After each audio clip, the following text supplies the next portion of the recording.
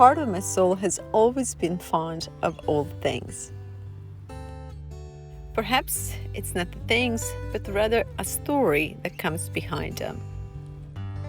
I wish to dedicate this episode to old way of life. Times when every yard has its apple tree in the middle of it, and every old pot was planted with different herbs and vegetables and gorgeous flowers. Much simpler times when people were closer to land and nature, and when they took a great pride in their daily work and the way they live.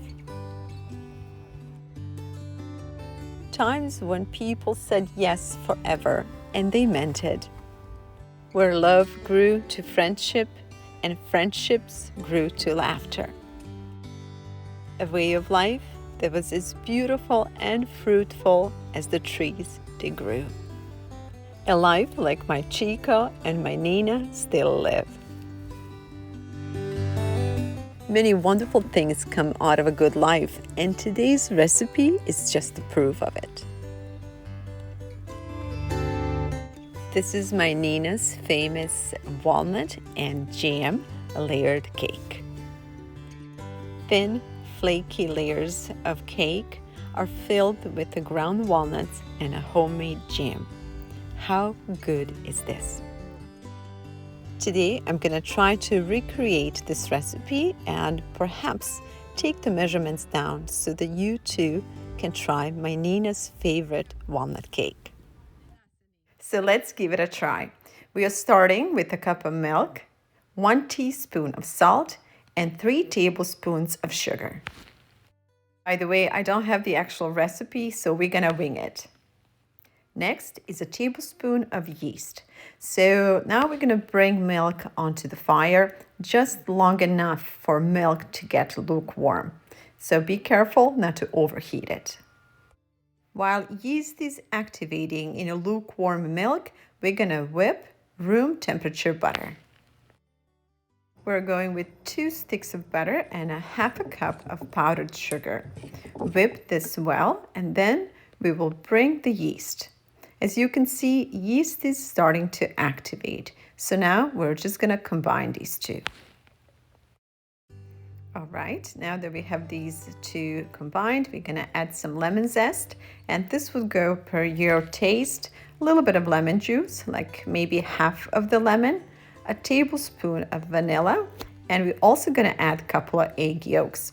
By the way, can you see the difference between homegrown and store-bought egg yolk?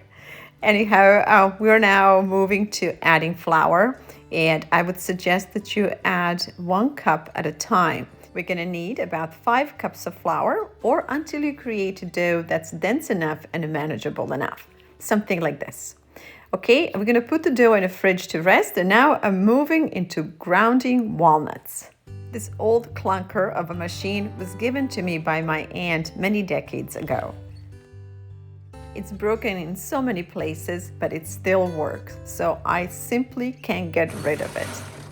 My aunt used to live in Switzerland, and while she was there, I asked her to give me a good walnut grinder. So she did. This little machine has served me for over 30 years, and its grinder is still as sharp as ever. But to make it even more special, my aunt just passed away a few weeks ago, so I'm definitely keeping this little gadget. Now that we have our walnut, we're moving to jam. Now, do you notice the date on this jar? 2011, and today is 2021. This jam is 10 years old, and it's as fresh as the day I made it. But the best part is that there's not an ounce of preservative in it, sugar and fruit, and that's it. By the way, this is a homegrown fruit, and if you would like to learn how to can preservative-free, you can check out some of our YouTube videos on canning figs and canning apricots. As you can see, I have divided the dough into 6 balls. We also have about 4 to 5 cups of ground walnuts and about 2 cups of whipped jam. Now basically we're just gonna thin the dough, and this is about the thickness of it. shape it in a round shape, and then we're gonna set it in a baking dish. So you get the point from here, I'm sure. But one thing that I would like to point out is as you work with this dough, keep in mind that this is a fatty, heavy dough. Therefore, we want to use very little of this jam. So basically, we're just putting a very thin layer and just enough for walnuts to stick to the dough and for walnuts to absorb some of the moisture. So basically, as you can see what I'm doing here, spread the jam very lightly. So don't press on the dough, just very lightly over the dough, then pour the walnuts. And when it comes to walnuts, I would say about half a cup, maybe 3/4 cup per layer. And again, it's also per your preference. One beautiful thing about the old recipes like this one is that they were created with ingredients that average family could produce themselves. In many instances, instead of butter, people would use lard, and lard was such a high quality that it could be used in pastries. In my family, for instance, we were able to produce our own butter, our own lard. We grew our own wheat. We had our own fruit trees, and we also had our own walnut trees. Not to mention that we also had chickens. Obviously, very few families can produce that amount of food on their own. But my point here is that if you can produce everything, you could at least plant a fruit tree if you have a little dirt around your home to grow apples or pears or plums or whatever grows in your region and make a homemade jam out of it. So if you ask me, why would you bother with that? My answer is, why would you not? These are important life skills that I think should be preserved. Despite how advanced we become technologically, I still think making or producing your own food is an art and a skill that humanity will need forever and ever. And it's something that's definitely worth passing on to our kids. So if you can grow your own wheat, go get some chickens if you can, or put the apple tree in your backyard, or maybe a lemon tree, or whatever grows in your area. And not to mention that making homemade meals like this and in old recipes, it just brings this special vibe to your home and to your family. So that too is very important. So I hope this little old-fashioned recipe will encourage you to go and do something in your kitchen and share it with your family and your neighbors. Okay, this was the last layer, so let's go ahead and bake it. Before I do it, I'm gonna poke a few holes like this, and I'm gonna bake it on 350 for the first 20 minutes, and then I'm gonna reduce a temperature on 325 for another 20 minutes. Before cutting it, make sure the cake is entirely cooled off. There's a lot of discussion about eating sweets and carbs in these days.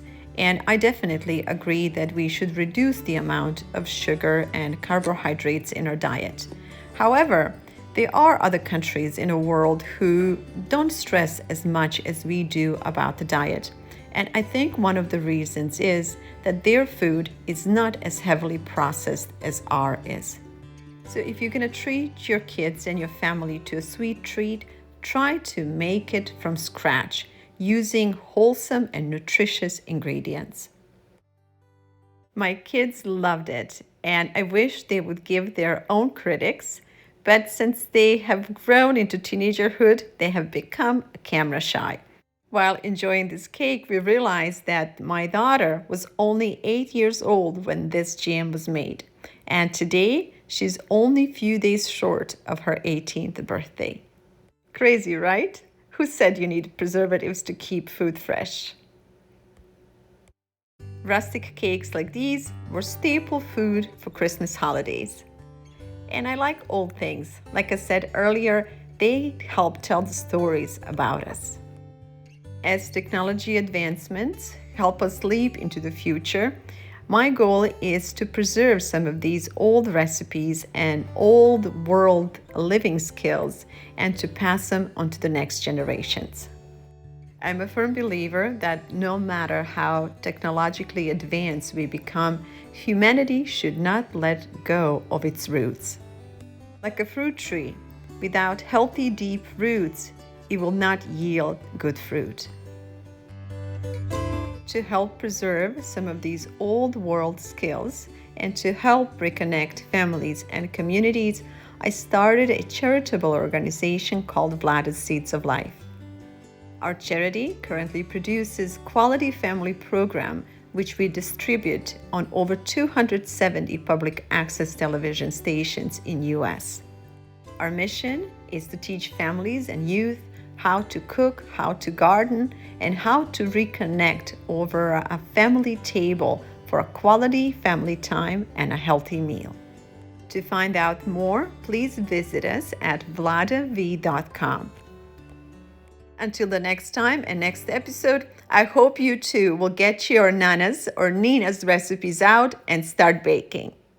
Thank you so much for spending time with us. I hope you will give us your thumbs up, subscribe, and share.